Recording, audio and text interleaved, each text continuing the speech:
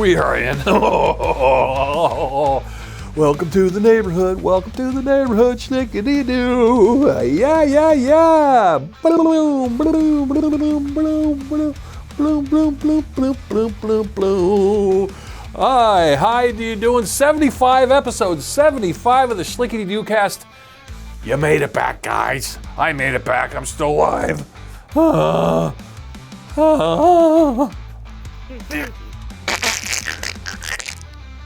Super professional. This is my first day. This is my first day on the job. All right, Mike's here. I'll get my buddy Mike on the case. Mike Anderson in the hizzle. Here I am. Look at me. Here I am. Would you like to be just like me? Here we are. Here we go. All right. Yeah, Shlicketty Doo, episode 75. Yeah. Welcome to it. Yeah. What's it to you? What's it to ya? Yeah, that would be a funny name for a show. What's it to ya? Yeah.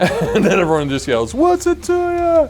And then they get the audience would yell, "What's it to ya?"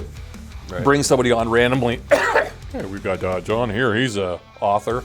What's it to ya? Whew. My iced tea went down the wrong tube. All right, so we're here, 75. Hey, we got some reports back. The Shlicketty Doo heads have been all in full force. You guys have been requesting, you've also been responding on the threads, and I'm liking it. I'm liking what I'm seeing down there. So like and subscribe if you haven't yet, because you get stuff. But also, hey, just join the cool club. You can just, find out what's going on. You could be kept abreast of the new happenings and comings and goings. But so the doo-doo heads have been talking. Let's see. Also, we've been getting some good feedback. The numbers are increasing on the old Shlicketty review cast. If you didn't know, the Shlicketty Doo, we've got Mike's brainchild here. He's the movie buff guy. So we started a little side sister project of movies where we review them, good and bad. We got a new one this week. We just did, what did we just do? We just did Idiocracy, didn't we? Idiocracy was the last one, yeah. What's the one coming up? Nightcrawler? Yep. Nightcrawler, yeah. Jake Gyllenhaal. So that's coming out next Thursday, every Thursday. Well, 2 days after this one. Yeah. But every Thursday. Thursday at noon. Yeah. And they're quick. They're quick too. Shlicketty Review's quick. It's not a commitment. Like, this is a full on hang. We're hanging out. We're chilling. We're doing our thing. But no. Shlicketty Review is just a nice little jaunt, if you will. Yeah, it's quick. We get in, we get out. Yeah, we walk around the block real quick. We just talk about it. Yeah. Yeah. It's like an extended smoke break. Yeah. 20 minutes in and out. Yeah, usually around 20 minutes. Yeah.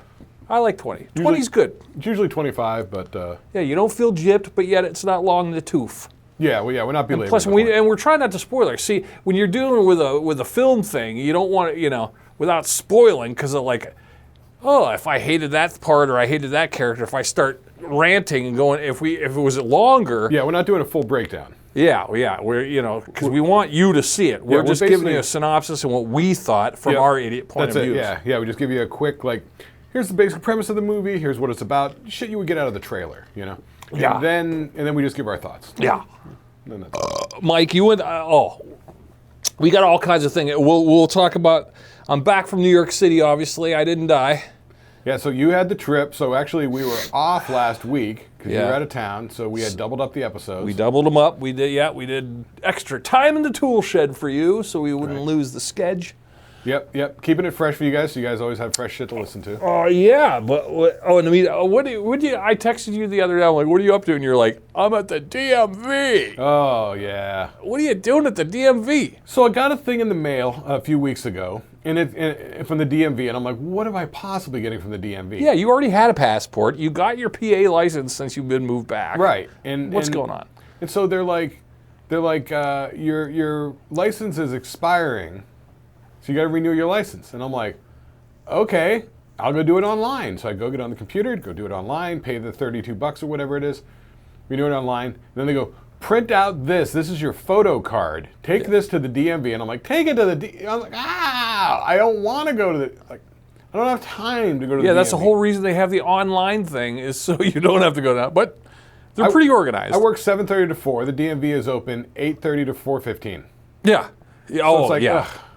Unless you go on a Saturday, which it's a zoo. I work on Saturdays. Oh, I you work do? 12 hours on Saturday. I work 8 a.m. to 8 p.m. on Saturdays. Yeah, it's zoodemonium. Yeah, so it's like I got no time to do anything. It's like, this is the last thing I want to deal with. Wait, I'm wearing sunglasses. You can't see me roll my eyes when I go, this is the last thing I want to deal with. Yeah. So the only thing I can do without losing money by losing work is I had to go in at the ungodly hour of 6:30 in the morning to work one day.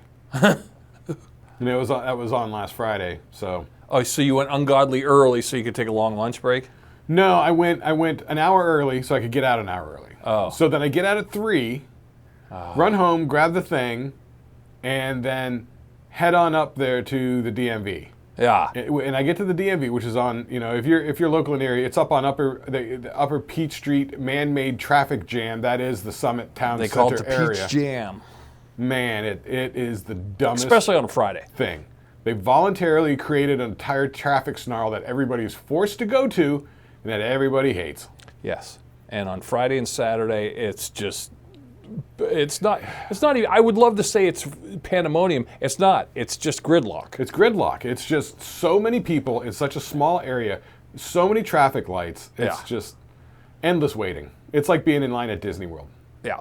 So anyway, so I go up there to the DMV thing, rushing up there, getting there quick. I get there. There's a line out the front door. Ooh. And it's like, oh. Because it's Friday and everyone's got their checks and they're ready to go. So it's me and some dude standing in the vestibule, for a while, Then the line finally starts moving a little bit, and there's a family there with like, 2 kids bouncing off the walls and another one in the arms, Yeah.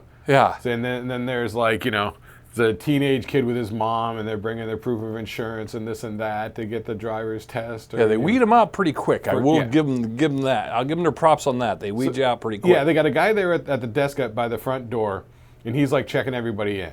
He was actually out front of his desk at the little ticket dispenser thing. So they get you in. What are you doing? Like, What are you here for? You go there. And so for me, he's like, well, by the time I finally got up there, which it didn't take that long, but it was like, shit. And then, so that's the 4th time I've said shit this episode. Anyway, I gotta stop saying it. And then, so I get up to him, and he's like, what do you need? And I show him the photo card thing that they sent me, and he's like, okay, is everything on here correct? I'm like, yes. He goes, bing, pops me out a ticket. I go sit down, go do the thing.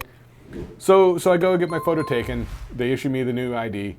So it looks like, and I think the reason for this, and maybe because my last name starts with A, I got hit first. Maybe it's coming for all of you Pennsylvanians. But it looks like it's a new security feature. We're now in the bottom right of the license. There's actually a hole there, a little round hole, and they have like a hologram through it. Let me look. Because I just got mine done 2 weeks before you. Oh, yeah. So it's got that little hole. Yeah, it's like a little circle. Exactly. It's like another smaller version of your picture with like a weird little hologram over it. Right. Because I still have my now old license, and I looked at it, and it had a picture of you with a sort of hologram, laser engraving thing over it. Yeah. But now it's got that photo with a hologram thing, but a hole. So I'm like, okay, so this might be some sort of new. And did you get the star on there with the? That's the real ID. The real ID, which you need to fly or get into government buildings. Well, that's why when the girlfriend and I got here, well, actually, the girlfriend is pretty convinced that she got her license later. So maybe she went up with me, but we were there at the time, and they said, I thought we did at the same time, but she's like, no, I did mine like 6 months later. And it was like, and the lady's like, do you want to do the real ID? And I was like, seems to be coming, like what's all involved with it? I think she's like it's $3 more, and it was like, go ahead and do it. But you had you had your passport with you, so that if you didn't have your passport, I had to jump through a bunch of hoops. Yeah, because I renewed the passport a couple of years ago because it had expired. Because the girlfriend's like, oh, we got to go do this gig in Canada. Oh, that's right. Yeah, you had the Canadian gig. Yeah. So I was like, all right, I'll renew the passport because she had renewed her passport because she had gone down to Brazil and whatnot, And she went to Europe supposedly to see a concert with Alex, her son, but Alex didn't have his passport. So then he goes to the airport and like he ran into all sorts of snares because of his passport, and they were like, how long are you staying? And he was only going to be there for a couple of days, and they didn't like that, and it was like a whole weird thing. So he never ended up going. So Laurel Ann at some point, like a year and a half ago, went to Europe and ended up just hanging out in Europe for a week. Yeah, without Alex. Right. Because he didn't have his teenagers. Well, but then, not only that, it's like everyone knows you can't do dick without a fucking passport. You got to have the passport. I think he thought his was non-expired, I think. Or something like that. Well, it takes 1 second to open it and look and then close the book and say, there it is. Yeah, especially if you're making plans to go to Europe to see your favorite band in concert. Yeah, most people would look. I mean, and it was a weird place that it was in. It was like the venue was in France, but it was so on the eastern end of France that the nearest large town that had like a hotel was actually in Switzerland. Oh, weird. Yeah. Huh. So it was like a weird multicultural sort of thing or something. Yeah, but it ended up being a shit show. By the time Laurel Ann came back, she had a cane and she could barely walk. Her back was all jacked up. France took her down. Yeah, well, I don't know, trains or something. I don't know. Oh, trains, yeah. They're riding around on trains. Or yeah, I did some subway thing. I know, I had a kinked up back, but I gotta say, it was from sitting on the plane was actually coming. Okay, so let's talk about the New York City trip. Okay. So you went to New York City ostensibly to see a play. We're going to talk about that next episode. So we'll talk about the play next episode. Yeah, the play next episode. The whole concept was I was going to be a superhero. I got my girlfriend the tickets to go see Harry Potter and the Cursed Child on Broadway. Christmas present? Birthday present. Was it Christmas? Yeah, it was Christmas present. Yeah. And here we go. 6 months later, we here it arrived. We're in. 10 months later, almost a year. Almost a year. Yeah. Well, yeah. But God bless her. She's got it together. She knew how to. She had everything planned out. Now when you get to, not only we're going to Buffalo. We fly from Buffalo to LaGuardia. We're in LaGuardia. So you drove to Buffalo, fly just downstate. Yeah, it took an hour to get there. Right. Easy peasy. Super short flight, right? Easy peasy. It's like when I flew from Phoenix to Vegas. Yeah, two rows. Yeah, 2 and 2. Okay. Long, skinny plane. Easy.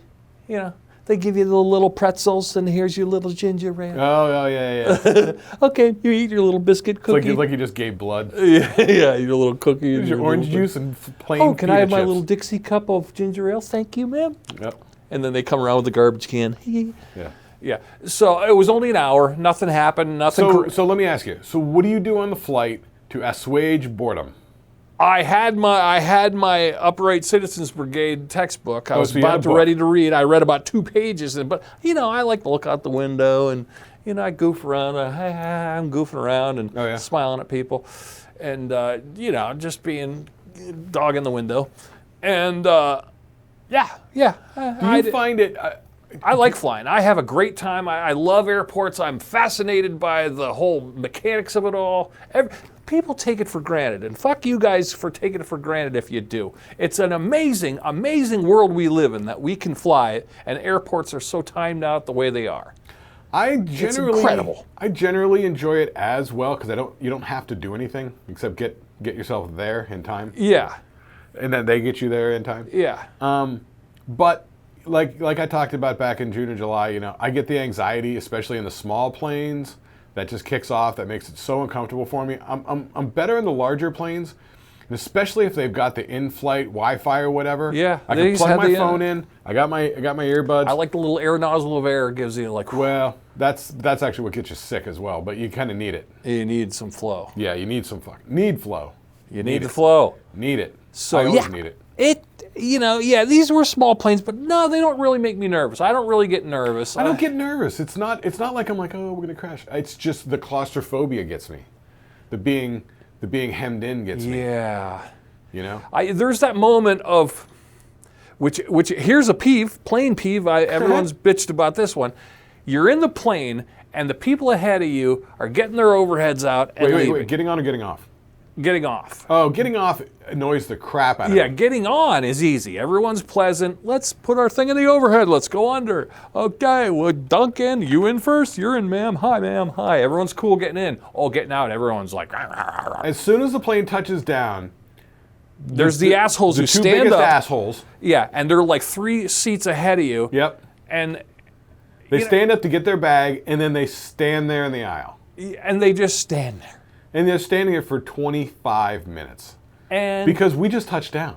yeah. Like, have we even stopped moving? I don't And know. sometimes you'll get like a jerk off who will just stand right there and he's like holding on to your seat and his hands are like right almost on your shoulder. And I can't. That's the shit that will make me want to. Excuse me, sir. Excuse me. I need to get up. I mean, if it's a long flight, I will spend most of it walking around. And I will tell the stewardess and just be like, I guess I get a little antsy on planes. Walking around helps. And they're like, oh, okay, I get it. If you tell them what's up, they don't think you're weird. Oh, no. This is just people wanting to get off. But here's the thing. Well, this is it's what you working need your way back. when you fly to Europe. Oh, well, that, yeah. I can see walking or around. Brazil. Like when you fly to another side of the planet, you're on there for a while. So you Yeah, gotta make if you're friends more with the than stewardess. 5 hours on a plane, yes, you stretch it. Yeah. You got to. Yeah. You got it. It's a Or lot. even 3 hours. But the asshole, it's letting out. First class gets out, they go. But there's always the idiots who are messing up the sequence. Yeah. And you see them coming from behind you. Yeah. And then they clog it up. Yeah. And then these people, say the people in front of you are trying to get their overheads, but they can't because these 12 people from behind you are trying to blitz. Yeah. And you go, what are we doing here? You wait your turn. I don't know what that is. Assholes. Yeah, you got to wait your turn. Yeah. It's common courtesy. But if I keep it up, we're gonna have to, when we upload this video, I'm gonna have to mark it unsafe for advertising because we're swearing too much. It's me. It's me. I'm swearing like a sailor. Oh, I swear like a trucker, but we haven't got flagged for that. Well, because we say no it's not good for kids. right, but also for the advertising thing, they have a thing where we're supposed to verify that we're not talking about all these different things. Yeah. I'll And- tell you about it off. Yeah, 2 of our episodes, Udder Milk got flagged because I said the word udder in the thumbnail. And 8-Bit Zit, remember that episode? Yeah, that passed. Yeah, but it was flagged. Was it? Yeah, that and I just changed the word zit to ZT and they let it go. I was gonna text you and be like, you got a typo in the title. No, I fixed it like that because I don't know the word zit. Why did that have anything to do with anything? I don't know. And udder too. I misspelled. I had to change the word udder from UDDER to UTTER, and It takes away the pun. yeah. So it's anti-comedy now. Well, yeah, but it got flagged. So what can you do? I think it's just the algo. It's just the AI searching out weird words. It's probably got a keyword pile that somehow it. Yeah, it's the weirdest thing. Well, those words like udder and zit. Why? Yeah, I know. What's next? Like I was eating a blank of cereal. We can't say the word bowl. I can't say popped a zit. Yeah. Whatever. So yeah. I don't get that. So you fly, we're getting there. Here's the thing, you get down to LaGuardia, touchdown at LaGuardia. Cool airport, I like it. It's fine. It's fine like any other airport. This one's pretty tight. Can I tell you real quick? I flew into LaGuardia once, I think when I came back from England. Were your arms tired? Dude, that was a long flight. Plus, that was a flight where they stuck me in a window seat. That's I'm flying good. back by myself. No. I love the window seat. I am not good with window seats. Really? Yeah, if we ever fly together, you can have the window seat. Oh. I have to be aisle. I'm all about it. I love it. I have to be aisle. Because otherwise, I'm going to bug you every 10 minutes to get up and walk around. And you got to suck it up. God, oh, And so, man. so I'm sitting there in the window seat, and these 2 large Midwestern fucking people came and sat down next to me, and I'm like, oh shit. I'm like, any of you guys want to switch so I can sit on the aisle? No. Excuse me, I got to get up. Then I go find the stewardess, and not the stewardess, the flight attendant. And I'm like, hey, I got claustrophobia. I'm in a window seat. I can't take it. This is gonna be a long flight. And then she's like, cool. I get it. No worries. I got you. Let me get everybody seated, and then we'll see who didn't show up and what we got for open seats. I'm like, cool, bet.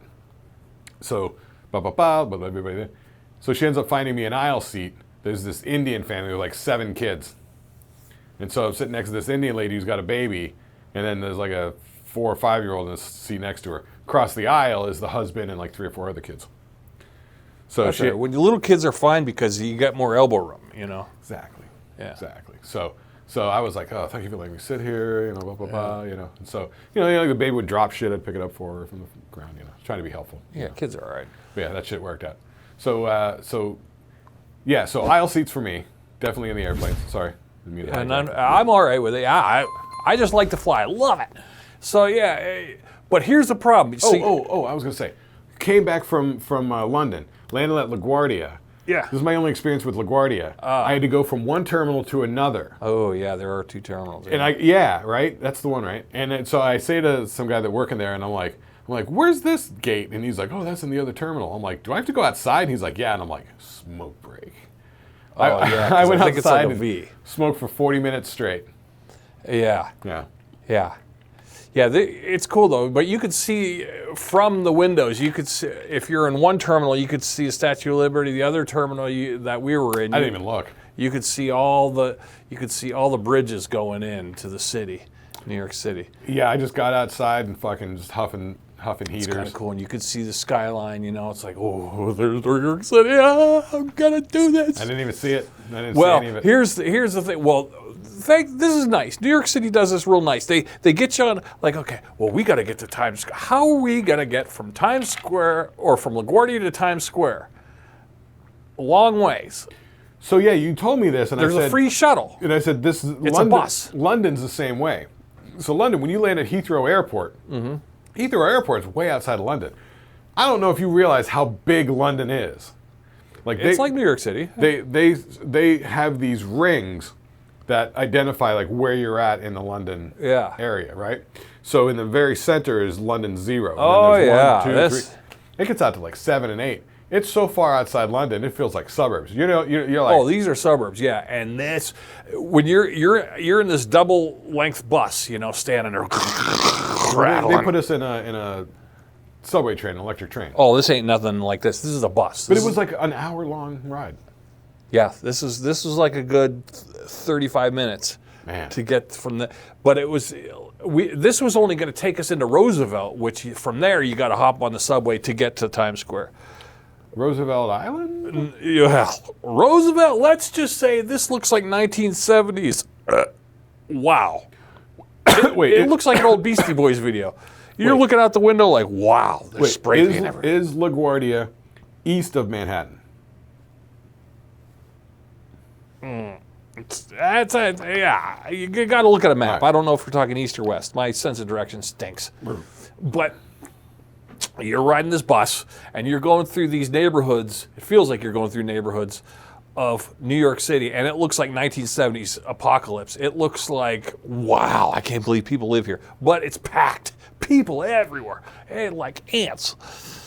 But spray paint everywhere. Oh my God, we're going to die. We're in the middle of... Oh my gosh, please don't let us out here. Please don't, oh my God, But I'm just being paranoid because at this point I'm paranoid. So, well, because when you're on the travel and you get to the place, you're like, okay, we made it here, okay. Now what? Right, we haven't got to now what yet. And well, you always expect that something's going to happen. Yeah. Now that you're there. And then you're like, yeah, and I always remember New York City as like New York City. This is like the suburbs where you go, oh, this is the shitty part of New York City where you don't go out after dark. They'll steal your shoes. Spray paint everywhere. This place is dirty. And you could just see it. Yes. And you're looking at... I get it. So LaGuardia Airport is east of Manhattan. Yeah. So you're going towards Manhattan. We're going. It's over in like North Bronx. So yeah, so you are pretty much very close to like, right across from it is Rikers Island. Yep. It's sketchy. And you're in the Bronx. Yeah. You know where this is? Huh. This is up around the area where the first Son of Sam killings were happening. Oh, wonderful. Yeah. If not the first ones, like 3, 4, and 5. Yeah. All I kept thinking was, like in my head, I was thinking of the Paul's Boutique soundtrack was running through my head, and it reminded me of like, boy, this is where the Beasties must have been from. It looked like these neighborhoods, those old neighborhoods, and just every make and mix of human being on earth just all crammed together. But that's the beauty of New York, But it didn't start getting stinky. Then we get in the subway. The subway's like, wow, this is dirty. This is sketchy. Oh my God, we're in here. You're riding it, shoulder to shoulder. Oh my God! But you got your bag and you're riding the metro. We did the same thing in the tube in London. And then all right, not this way, But here, thankfully, Tina's got some app on her phone, which is the MTR whatever. Metro Transit Railway. Yeah, and it tells you everything you need to know to get anywhere. Whether you want to take the bus, the subway, blah, blah, blah, how many steps, make a left, 15 steps. So she had it going. I didn't have any of that. I was just following her, and I kept thinking to myself, if she, at one point, we transferred a subway, and then I didn't see her, and I go, where are you? Where are you? I started panicking. Oh my God. And I jumped off, and then I see her jump off the adjacent car, and she goes, what are you doing? I was like, I didn't see you. I didn't know. I didn't want to end up. I have nightmares about stuff. Like my nightmares are often stuff like that. Yeah. That's what it felt like. Being in a big crowded place, like a big music festival, and you lose the person that you ride. Yeah. And then, I was thinking that, and then I'm going to end up in like Roosevelt or, in the middle of the Bronx, all by myself. Could be like the Warriors. Oh, it felt like the Warriors. Wait, real quick, pop quiz, New York City. Okay. New York City is made up of 5 boroughs. Name them. Oh, the 5 boroughs? Well, Manhattan, Bronx, Jamaica? No. Jamaica is Bronx, right? Flatiron? You said Manhattan, Bronx. Oh my God, I'm having a brain Brooklyn? Yep. Staten Island? Yep. And I don't know, what's the 4th? Queens, that's right. Yeah. Yeah, I was just looking on the map, and I was like, what are they? It's amazing how it is laid out, though, and I will say it's the greatest city on earth. But so we take the subway. We ended up. Wait, can I just say I was listening to Stavros Halkias and Stavi, and he was talking to Dan Soder. Oh, right. And they were talking about New York City. They're like, the thing about New York City is, even if you're a rich guy in New York City, it still sucks to live in New York City. It does. Like it all sucks, but it's the best. It's the best of the sucky. I kept thinking that the whole time. I'm like, this is a nightmare. This is the greatest thing I've ever seen in my life. Too many people, too small of an area. It's all too cramped. It was, but I kept saying to expensive. myself, I think this city would eat me alive. But then I kept thinking, this is the greatest thing in the world. Oh my God, it's everything all at once. That's all I kept saying. Yeah. This is everything, all at once. Wow, I'm overstimulated. It is, and that's how I felt for London too. when we take the train in, I come up out of the station, and I look around, and it's like, it's those buildings from that thing. It's like, those are the buildings from Mary Poppins. It's like every English thing you've ever seen. New York City, I come out of the subway. And Vegas was like that too. You get to Vegas, and you're like, this is... Oh, yeah, Vegas. Yeah, I've never been there. That'll probably be a mind blower. We should go to Vegas. L.A. We should go to Vegas. I should go to Vegas. I should, even though I can't afford it. We should all go together as a trip. But the thing I don't do, if we don't gamble, let's just go see some shows. Yeah. Let's go see Carrot Top do a show. Let's go see a magic show. Yeah. Maybe a Blue Man Group or Cirque du Soleil or something. Like that. We can't afford Cirque du Soleil. I know. I would like to see Cirque du Soleil, though. They're always fun. Yeah, but it's going to be like 2.5 hours of arty. Yeah. People dancing with feathers. Yeah. Yeah, when you come out of the subway, though, I came out right there. Hey, there's the Lyric Theater. There's where we're supposed to be going, right across the street. There's Madame Tussauds House of Wax. Oh, my God, there's that. Oh, my God. Then you turn around and you go, oh, my God. But then people are just... And those pics... And these signs... Those pics you sent, the streets were packed. At all times they're packed. It was just everything all at once. Now, I'm like, yeah, all right. And then there's this little strut you do. You like, I'm here. I'm doing it. I'm doing it. And then we're like, all right, let's find out, so we had a Sheraton at the downtown. We're going to the Sheraton in Times Square, which is like 2 blocks away from, everything. Yeah. And we just... Times Square is sort of in the middle of like Manhattan, but south of Central it's Park. like 10 neighborhoods, it's like all these blocks, Well, you know what it is? It's like 10 neighborhoods that you've heard of before, the names? Yeah. They're all right around there. Oh, yeah. But once you get to you got to get to your hotel, you stay at the Sheraton. Sheraton's pretty mind-blowing in itself. I mean, you ever been in like a building where it's like, it's 52 stories high? No. So this is 52 stories. So we were only on the 14th floor.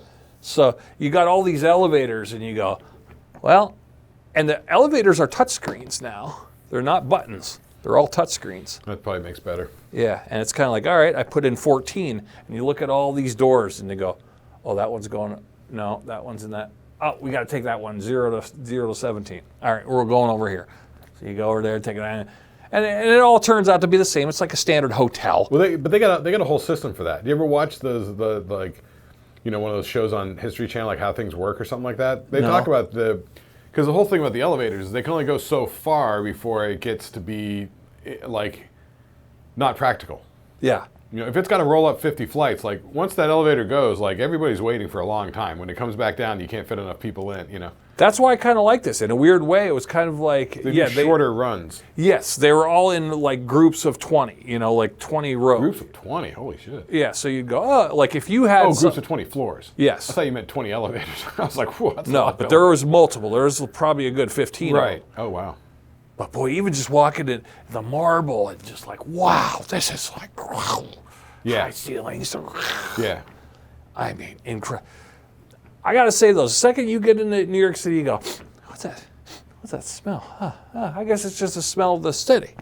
And you don't think much of it. You know, and then the street vendors are everywhere, you know, and it's like, oh, these guys screaming at you. They're in rickshaws with music cranking and neon lights and sirens and you're getting hammered, you know. Hey, you want to buy that? Everyone's handing you a pamphlet. Everyone's going, oh, you come on in, yeah. Everyone's trying to sell you something. It's like, and every corner's got there where they're cooking fucking shawarma and everything like that. And there's hot dog vendors and everything you can think of is just all in your grill. As you're talking about that, I can't help thinking about that must have been how like Rome was in the ancient days, or like they talk about in Game of Thrones. Every time people come to King's Landing, they're like, I hate the city. It stinks.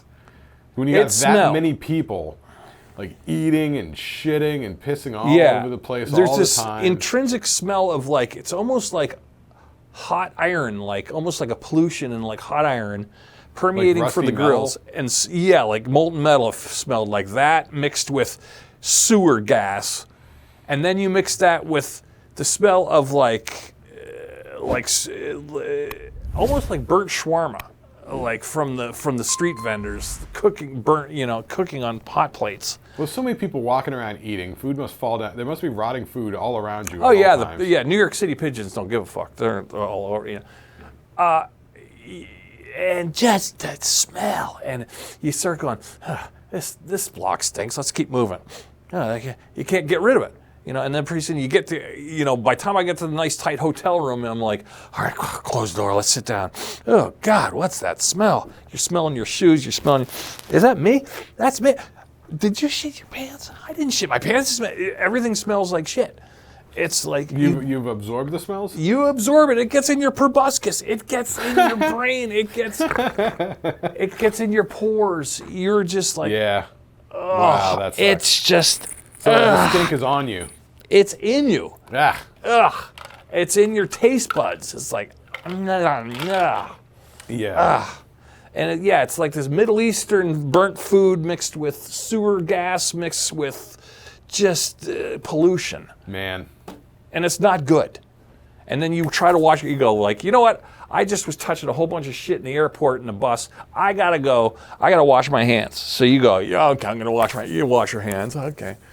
Oh, the smoke smell, the water smells weird, you know, because we're used to our good water here. I am aware of that. The only time I had something like that sort of happening was in Brazil.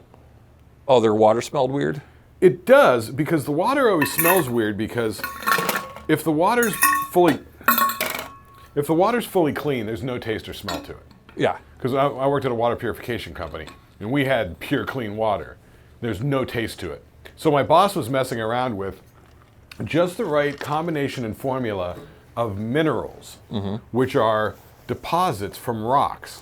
Okay. A little bit of iron, a little bit of calcium, sure. A little bit of... And so he was, making up a little mixture to get the water to taste just right so that his coffee was just right. Because if you make your coffee with too pure of water, I don't know, it throws it off or something. Really? Yep. So when you think about it, the local water is always groundwater, which is percolated down through the ground. Yeah. So it gets its water flavoring from the rocks, Yeah. from the sediments in the rocks. I didn't notice. It's weird. You don't notice it tasting bad. Like, It's not bad, but it's different. Like in Brazil, Yeah. anytime I ate a piece of bread, like this place that we were staying, they had like these little breakfast, like little rolls for breakfast. You have some fruit, you have a little piece of bread or whatever. I would just tear off a piece of bread and just eat the bread. It had a bit of a flavor to it. I kept saying that it was almost like a bit of a mango flavor. Huh. Like if you had like mango juice in a glass and then you poured like water into it, almost like a seltzer with that sort of latent flavor. Weird. There was a little bit of flavor like that in the bread, and it's because of the water. Because I heard people talking about this in terms of bagel making. They were saying that you can only get a proper bagel in New York City because of the water. Oh, that makes sense. Because you try and do it like in everything out west, LA, Phoenix, that sort of stuff. That's all water coming from that that dam, that Hoover Dam. Yeah. And I know that the water in Phoenix is shitty. There's a lot of hard water deposits and all this sort of stuff. And so I think it makes the bagels tough, like chewier or something like that. I didn't have a New York City bagel. We did try pizza. See, this is where I veered from my diet. I ate all kinds of crap. I probably gained 10 pounds. But I mean, I went in Rome, Literally. And one of my goals was to eat New York pizza. You got to try it. I did the old, okay, let's go over here. Give me a slice, Jackson, and lay it on me. Just a slice of cheese, eat it while the oil drips on your thing. Big, foldy, floppable. That's fine, but then you realize, it's oozing down my hand. Now what do? You go wash your hands. Well, where are you going to wash your hands? In the pizza joint. Did you get the pizza and then go start walking? Yeah, that's what you do. Well, some of these pizza joints, you can't use it. They don't want the homeless people in their bathrooms.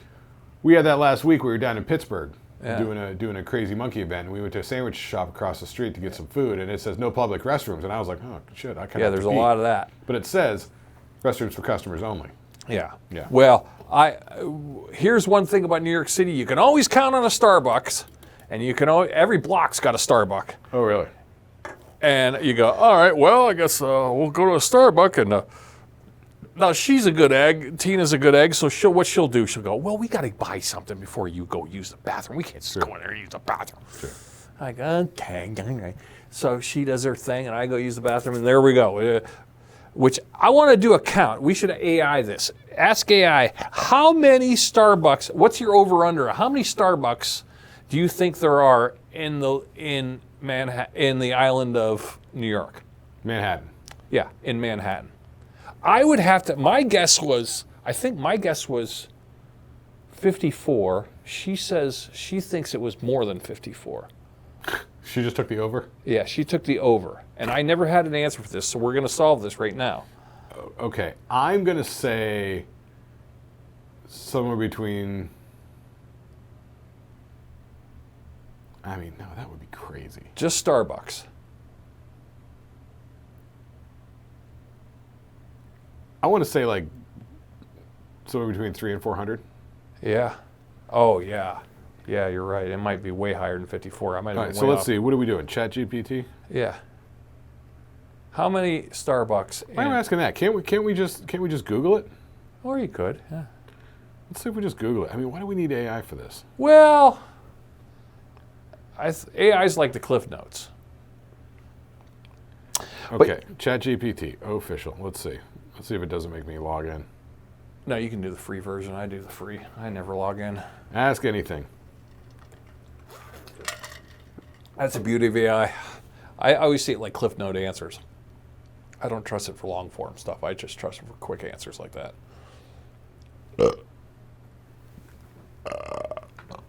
Yeah, I swear to God, there's a Starbucks on every street corner.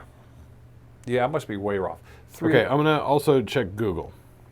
How many? Let's see if the answers differ. Yeah. Starbucks are there in Manhattan? How many Starbucks are there in Manhattan? Yeah, but they have one of every, and Times Square, that whole area, there's people. Okay. So Google. Okay. Sorry. So Google says there are approximately between 191 and 240 Starbucks locations in Manhattan. Wow. With recent data from September 2025 indicating 191 in all of New York City. But older reports suggest the number for just Manhattan could be higher. It's important to note that the exact number can fluctuate as locations open or close. Yeah, that's true. Okay, and let's see what the AI said. It's probably the same thing. Yeah, that sounds about right. Depends a bit on how you define Starbucks locations. Retail stores, kiosks, pickup-only sites, etc.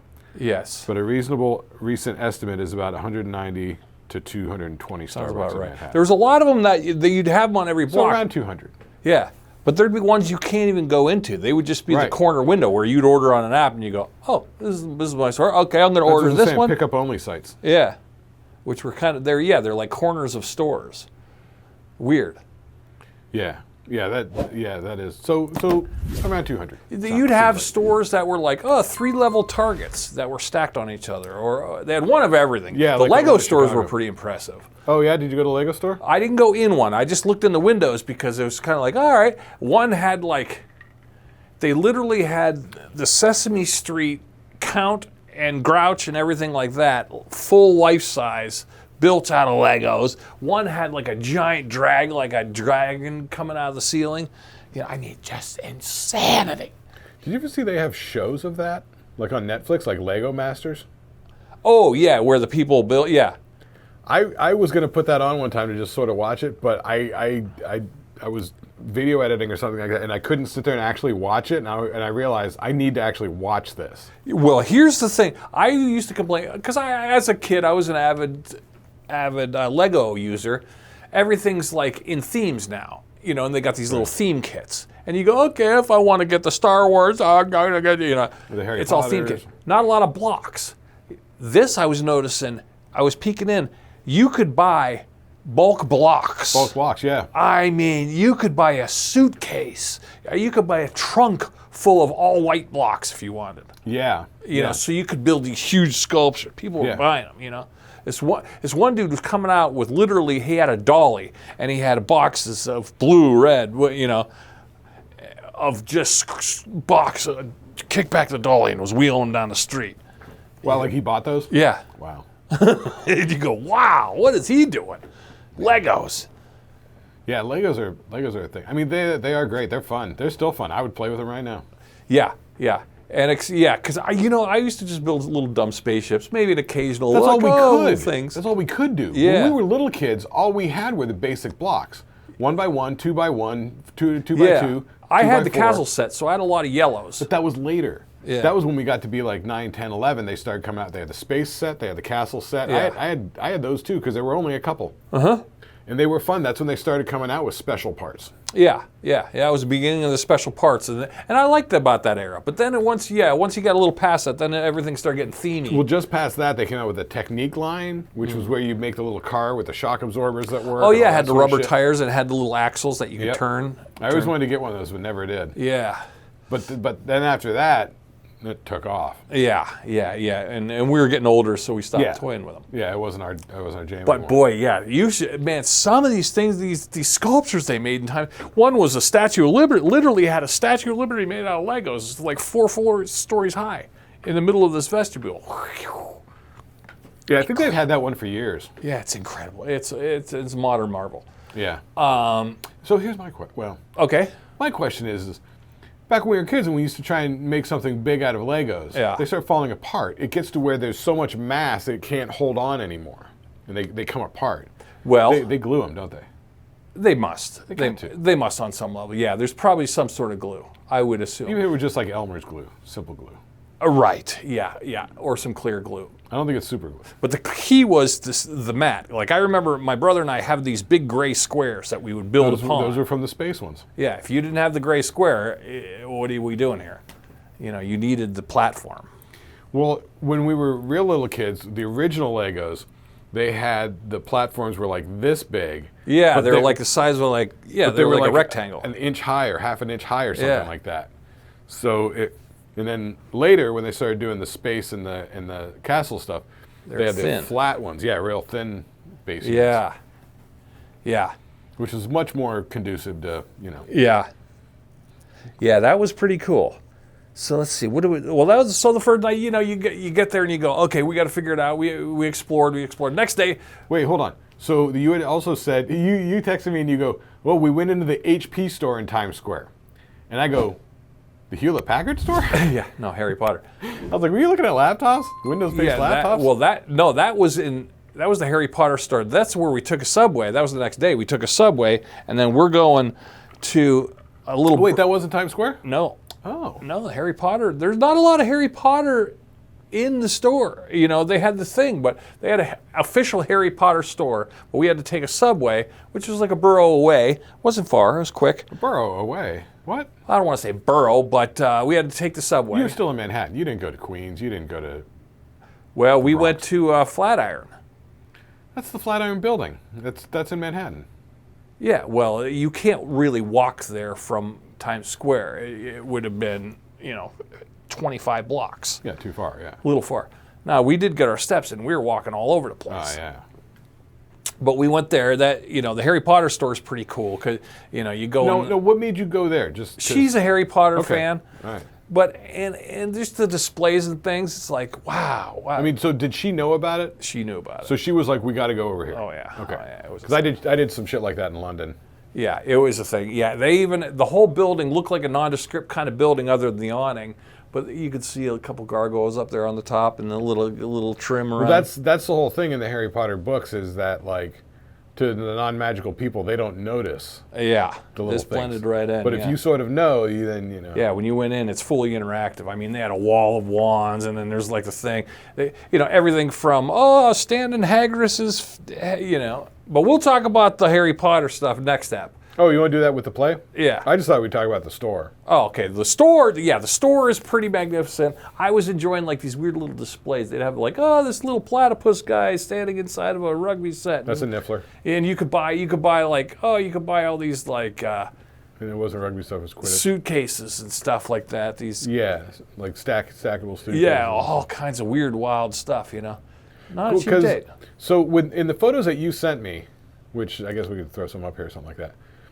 It looked, because a couple of years ago, me and the girlfriend were down in Florida. She had a thing going down in Florida, so I went with her. And we were in Orlando. And we were like, we got to go check out the Harry Potter thing at Universal Studios. But the way they fuck you is that they have 2 sections of Harry Potter shit. And they're in 2 different parks. So you got to buy tickets for both parks. That's kind of... What a dick move. That is a big dick move. Universal. Yeah. But this had everything from you could. This is 4 levels. But they were pretty dope. In one of the shops that you go into there, it looked exactly like what you had sent me with the photos, where it's all the sort of stuff from the movies. Yeah. You can get, Ravenclaw. You'd have a Hagris. Yeah, you'd have like a pod area that would be scarves. all Hagris. One would be all Slytherin. One would be all the robes. One would be this. And then they had stuff for the imaginary Quidditch teams. They had Chudley Cannons. They had a whole Quidditch. They had a whole room where you could, for a nominal fee, you can go into this room and get on the green screen and ride the Quidditch match thing. Right. And then of course, wands, stacks and stacks of wands. Pick one out. Yeah, and I guess if you had a wand that was functioning, it would do little things around the place, like it would make Hagris lift his arm. That was the thing that they had at Universal Studios. Is that if you bought the wand, it has like a chip in it. Yeah. And there's little embedded coins in the ground. If you stand in that spot and you wave your wand, a thing happens. Yeah. Yeah, I'm not a huge Harry Potter fan, but I got a new appreciation for the world. I like the world. The design aesthetic is super fun. Yes, I do like that. Yes, and I like what they're doing. And we'll get to this when we get to the story. When we get to the curse of the cursed child. Cursed child story. Wait, can I tell you real quick? So they had in the Harry Potter world, when you get the story takes place at the school, which is up in Scotland. Yeah. But then down in London, they have the place where they all go shopping for the school supplies and shit. So that's what they recreate.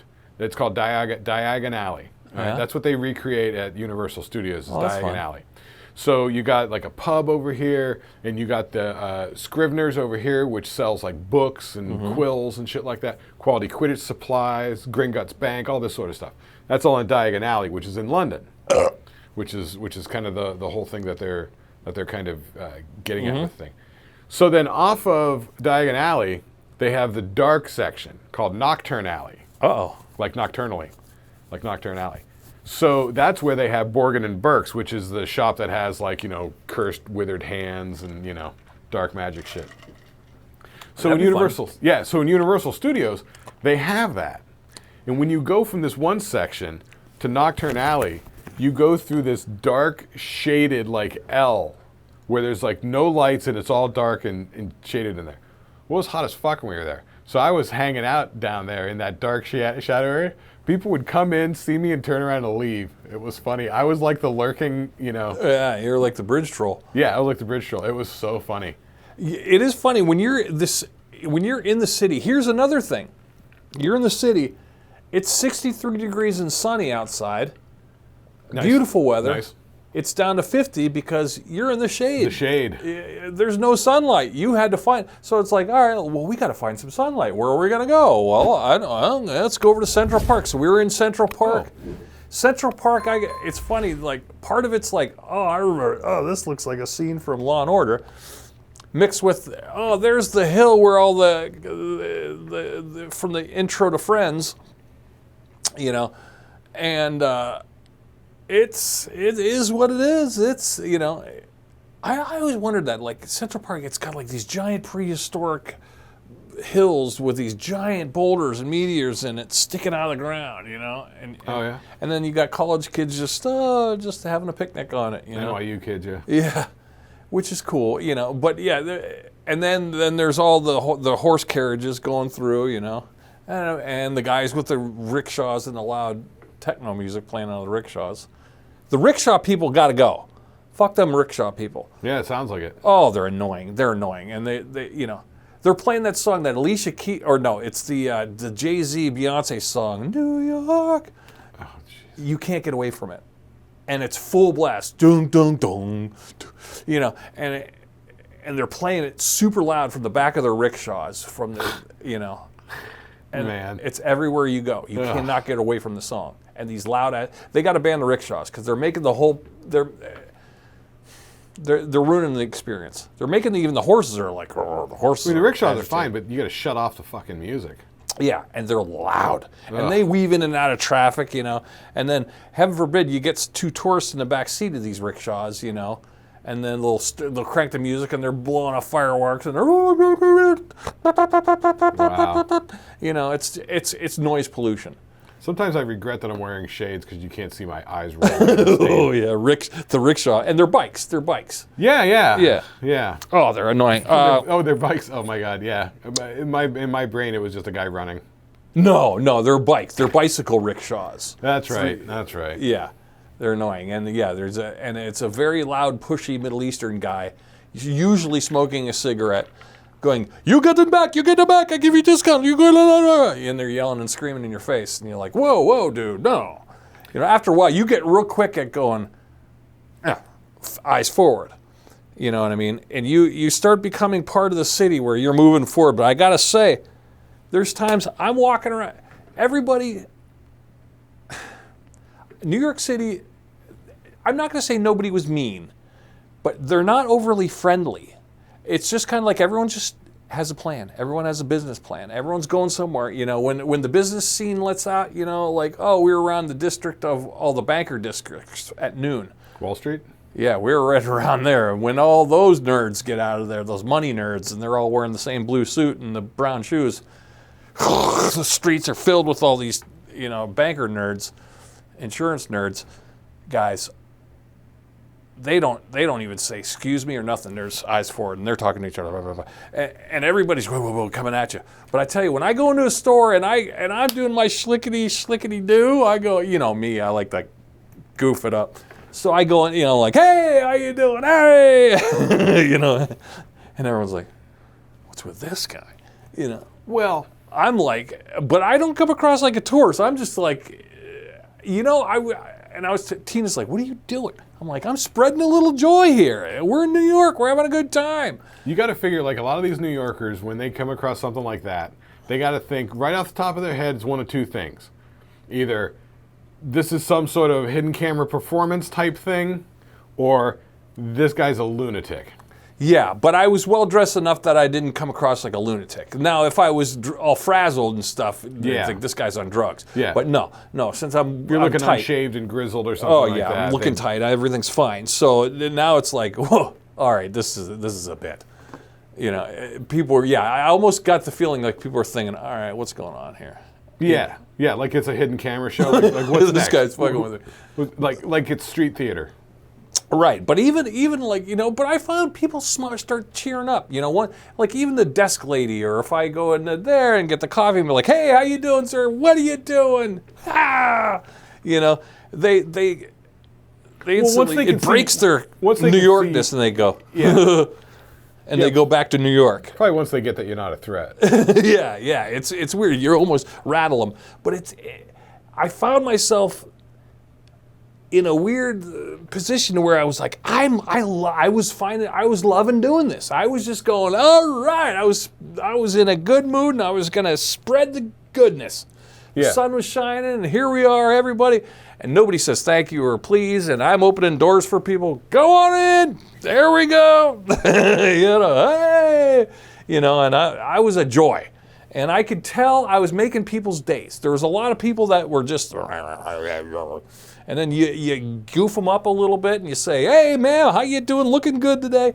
Right. And they chime up. New York is just waiting. It's funny. It's so touristy and so busy, and everybody's doing something, and everybody's pissed off, and everybody's frustrated and getting overblown. Man, when you give them a little old-fashioned goof, man, I felt like the world was ready for the goof. I think so. It felt like they were thirsty for the goof. Yeah. When I was goofing, it was just a weird feeling, and then it started magnifying. Then I kept finding myself like, oh, I got to go out and definitely open to some silliness. Yeah. I'm telling you. Yeah. So even when we go out to a restaurant or we go to a bar, we stop here. She wanted to go to a brewery, and then we're sitting there, and the Toronto Blue Jays are playing the Yankees on TV, and we're like, I'm like, do you say that? Just being over enthusiastic. Oh yeah, but not in a touristy way. Not in a touristy way. Just in a goofy, let's have a good mood. Just over the top. Yeah, I was definitely over the top. But you know what? That's the beauty of being in a big city like that. You're not going to be recognized. B, nobody knows you. C, you're there, and you're going to make the. You know what I mean? You're in the city. There's nothing that's going to tear you down. You're empowered by the city, Jerry. The city is alive, Well, yeah. And then the next day, okay, here's another thing. Okay, real quick. I kept gravitating towards 30 Rock and Rockefeller Center. So there I am in Rockefeller Center, goofing it up, smiling away at everybody, doing my schmick. There's the rink, there's we're in 30 Rock, I'm walking, now that's the mind blower. I'm telling you, 30 We know 30 Rock from, that's where Letterman was doing it in the 80s. Saturday Night Live, Jimmy Fallon. Live, like The News, like any of those live shows. Yeah, they're advertising they were doing the Seth Meyers show, there was the Kelly Clarkson show, the Jimmy Fallon show, and SNL was the big ticket things for that building. But when you walk into 30 Rock and you're in that thing, and then you go down below, there's these, it's like kind of like a catacomb of like a little artery system with restaurants down there.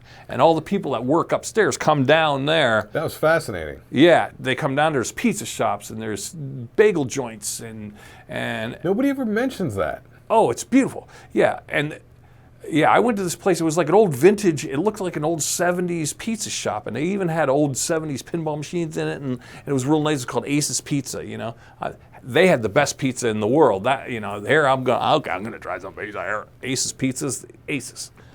But I've never heard anybody mention that in all the years of the 30 Rock stuff. Nobody's ever said, oh yeah, and you get hungry, you pop down to the basement.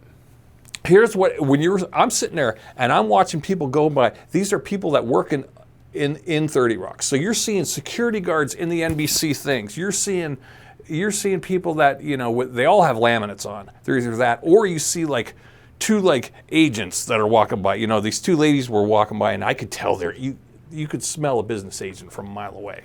They got this gravitas about them, and they're like, well, we're going to have to close the deal on the, and I'm like leaning over.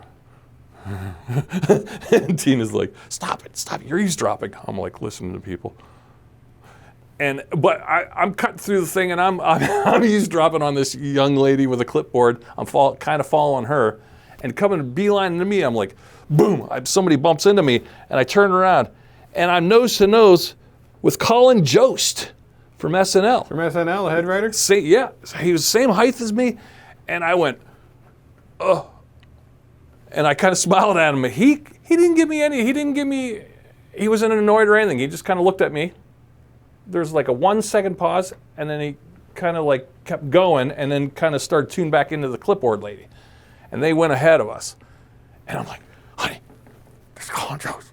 And then you'll see a picture. I snapped a picture of him, after he got ahead of me. I went, Ring. I had one like star encounter one time when I was working at the old Avalon Hotel. And I'm working the gate down there. Yeah. And the car pulls up, and I look up, and I look at the person, and it's like, it's the guy from TV. And it was like it just breaks your brain for a second. It does. I know. My brother, in the old hotel days, my brother goes, I just rode the elevator with Ann and Nancy Wilson from Heart. And he was like, and he was kind of like, I didn't know what to say. He goes, you just stand there, you just stare at him and go, hello. And Nancy Wilson. Oof. Yeah. And this was in their height. This was 1989. Oh. But yeah, see, Colin Jost was weird. Then there's clipboard people. There's people all over. They seem important. Oh my God. The pages. Yeah, the pages. And there's a couple like security people that you think, man, they know the drill. But I'm telling you, there's something in your soul when I'm walking around there, and we kept going back to like when her and I had nothing to do. Like, what do you want to do? I don't know. Let's go back to 30 Rock and loiter. So I'm loitering, and I'm just kind of hanging out. But instead of me being like touristy, like taking a picture in front of the ice rink, no, I was going through there, and I was doing my I felt like I was a celebrity. I'm telling you, people were looking at me like, kind of like, who is that guy? Huh? Because I was like, hey, how you doing? Yeah. And I was in my dumb head. I was just daydreaming about, I gotta get back there. Like, I gotta get back there. It's where I belong. It's where I belong. I belong on the NBC family. I gotta join them. Gotta go back. So, but my soul was just humming, vibrating. I was just vibrating with goodness. I was exuding oh man, I was just electric. Yeah, the energy. Yeah. Not only the New York energy, but just being in 30 Rock. That's what I'm talking about, yeah. My soul was just going a million miles an hour of possibilities. The possibilities were at your fingertips. Honestly, that's the way I felt in film school. Yeah. Remember when we were young and my dad took me and you and we went to Art Institute for that thing? Yeah. I felt that same way there too, and there's been a couple times in my life where I've like gone, I belong here. This is my people. This is my tribe, and they just don't know it yet. You know what I mean? It was just that feeling of, my soul was just reaching for it. Yeah. Just calls out to you. Oh, it was there. I'm telling you. I got to get back. I got to get back to the big party. But so next day, okay, well, another day we go down to the village area. Oh.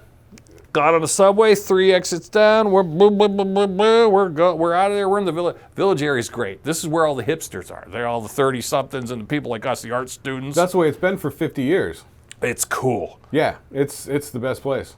So come to find out, we're in these little neighborhoods, and her and I are like, we could live here. This is where we should be. This is our people. Look at this. There, the tattoo shops, and then a lot of the gays were all cool. They're all, hey, how you doing? And then the tattoo shops, and the musicians, and the poets, and the comedians. Yeah, the art scene. Yeah. And there we are. We're hanging out at the Grizzly Pear, which is right next to the Comedy Cellar. The Comedy Cellar that I've seen a million times, in pods and pictures and things. The dingy little cellar. Yeah. The doorway going down is like, it's like a little gate going down in. Yeah, it's from like the 1830s. Yeah, and on the other side, if you go around the block, is the entrance to the Fat Black Pussycat and the Village Underground, which is Village Underground. So it all meets in the middle. You know, smaller than you'd think. Well, but then we went to the place. Now you'd never seen Louis, but we went to the place where Louis eats the piece of pizza. no, I've never seen that show. Oh yeah, we went there. There I got my first. I was like, you know what? I've already had this thin slice. I went for the deep dish. Oh. A New York deep dish where it's like a square. It's like thick. It's like Yes. And it's got the caramelization around the square. I recently saw an episode of some show. You had to eat it with a fork. That Adam Richman guy. Yeah. And he grew up in New York City, and he Yeah. was going to the pizza places where they like literally invented pizza. Yes. This is a whole different animal. Now this you got to sit down and eat. But Yeah. you sit at a cocktail table with a plastic fork and knife and you eat it. And this one little square was enough. It was like, yeah. Oh, it's a lot of dough. It is. But it's saturated with the grease, which is kind of Yeah. nice. So, but it's thick. It's filling. Yeah. It's more filling than you'd think. Oh yeah. Like when we were in Chicago, we're like, oh, we got to get a Chicago style. I never deep had a dish. Chicago deep dish. It is dense. Yes, this Like was the dense. crust is like that thick, and it's like dense, and then just Yeah. meat and sauce. And Yeah. I will say the New York hot dog seems to be the Nathan's. really, Nathan's is a thing. it is, and I don't like Nathan's because they mix in a lot of paprika in their hot dog recipe, and I don't like paprika. Yeah, they weren't like the plump ballparks, you know. No. They were all Like the all beef. They were thin. They all Yeah. looked long and thin. Yeah. They weren't plump. I had a Nathan's hot dog and I was like, this kind of sucks. Yeah. I wasn't impressed with the New York hot dog. Because when I moved out to Phoenix, like you can't get the Smith's hot dogs like we have here that are so great. So out there, it's like, I guess I got to deal with all this bullshit. And I would buy systematically every brand of hot dog to try them out. And some were like garbage, like the Oscar Yeah. Mayer ones. I was like, I'm throwing these away. Bar S, I'm like, these are going away. Yeah. You know. And I the only thing I found that was, and I did the Nathan's, and the only thing that was halfway decent sometimes was the ballpark. Yeah, those are all right. Yeah, they plump at least. Yeah. But there's no plumping about this. Yeah, the Nathan's ones are terrible. Yeah, the Nathan's, It was just thin. It just looked like it looked like a long dog tail to me. Yeah, with the paprika. It's almost like one time I had like pita shells. Yeah. Like some of Laurel Ann's friends came over for a party and they brought some like pita shells and they were like left over in the fridge. And so I started like making like scrambled eggs and stuffing them in a pita. And it was tasty, good to eat. And then I ran out of them. I'm like, oh, I gotta get, it was like a 50 pack from Costco or 20 pack or something like that. So I'm like, oh, I gotta get some more of these pita things. So I go to the grocery store. All they have is the only pita things they have are these Greek ones that have little green flecks of, I don't know, once again, paprika, cilantro, I don't know what in it. It's just enough to make it like, that's the flavor I don't need, I don't want. Makes me nuts. Yeah. So Yeah, not impressed with the Nathan's hot dog. That was the one. can you imagine when they do those hot dog eating contests, the Nathan's hot dog eating? I mean, can you imagine eating like 50 of those? No. Gross.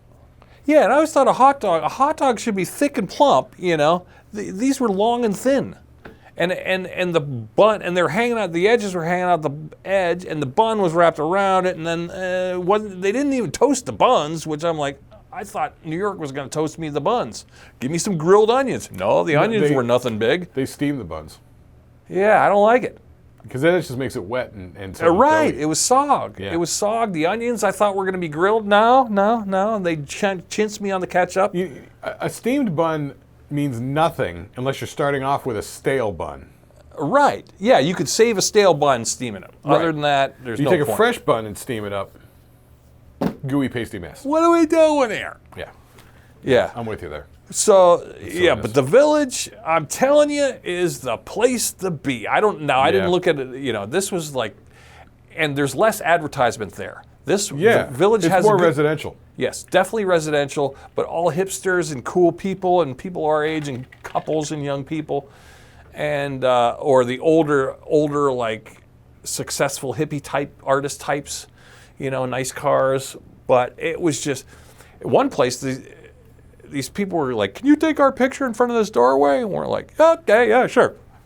Take their picture, and it's like a big purple, or it's like a normal building with this big arch thing and a garage door that was arched, like, And they come to find out it was Taylor Swift's old apartment. Oh, really? Yeah. Oh, interesting. Which would have been, and it's like a one-way street. It's like a street where you could only, a lot of these streets were kind of one way, you know, so they park on one side and then they have a bike path. Oh, yeah. That's always the way it was just, and then there's a what's it called, a college there. I don't know if it's NYU. Is it NYU? Yeah, so you got your fill of college kids, and you know, it just, man, I felt alive there. And I was like, I think I want to live here. I think, you know. Now, I didn't look at any real estate. I'm sure I can't afford it. Everybody wants to live there. Is it? Oh, yeah. I think next time I go back, I'm going to avoid Times Square because it's too nuts. Yeah, Times Square is like the center of the advertising, the giant neon signs. You get pump-hearted. Yeah. Yeah, it's wackadoo. But I will say, you got to experience it to say you did. But once you survive that, is you're down south of Central Park, and it's like the middle. I don't know if that's Midtown Manhattan or whatever, but it's like down here is Chinatown, over here is Hell's Kitchen, over here is Harlem. You know, it's like all these things like right in the area. Yeah. Now, as I get more versed in it, you know, once you're there for like once you get to your second, third, fourth day, you're like, oh, okay, now this makes sense. Now I know why we don't want to be in Times Square. You know what I mean? You start 100%. Because it's overwhelming at first. That's the commercial area. But because I was looking up, because when you were in the Village, which is Greenwich Village, man, we're running out of battery. Is yours still recording? It's blinking, but we got time. Mine's blinking too. We should probably wrap this up. All right, But I started looking at the Greenwich Village stuff, and I was like, oh, is that where Friends is? Yes, Friends is Greenwich Village. Yes. Is Seinfeld there? No. Seinfeld is the Upper West Side. So midway up Central Park on the west side, that's where Seinfeld is. Yeah. Which up there is probably less commercial. Yeah, and there's a couple buildings where you go, that reminds me of that scene from the Seinfeld building. It reminds you of it. I've seen a couple of those where I was like, it looks like the building. All right. All right, we're going to tap out here. Yeah, this flashing's making me nervous. Yeah, let's do it. We'll get more on the New York next week. We got some more things. Keep subscribing. I'll talk about New York. I love you, New York. We're in you. I'm in you. I'm coming back, baby. I'm in you. But yeah, it's been real. All right, so thanks for hanging out with us. Shlickety cast. We'll give you more on the Harry Potter next week. Yeah, like and subscribe. Hit up our merch store. Send us a message. Ask us a question. And hey, if you want to sponsor us to go to New York City, let's do it. Yeah, we'll go. We'll take care of it. I'll go. We'll make if you want to tour guide me, I'm your guy. Come on, we're going to spread some joy. All right, let's do it. Bye, guys.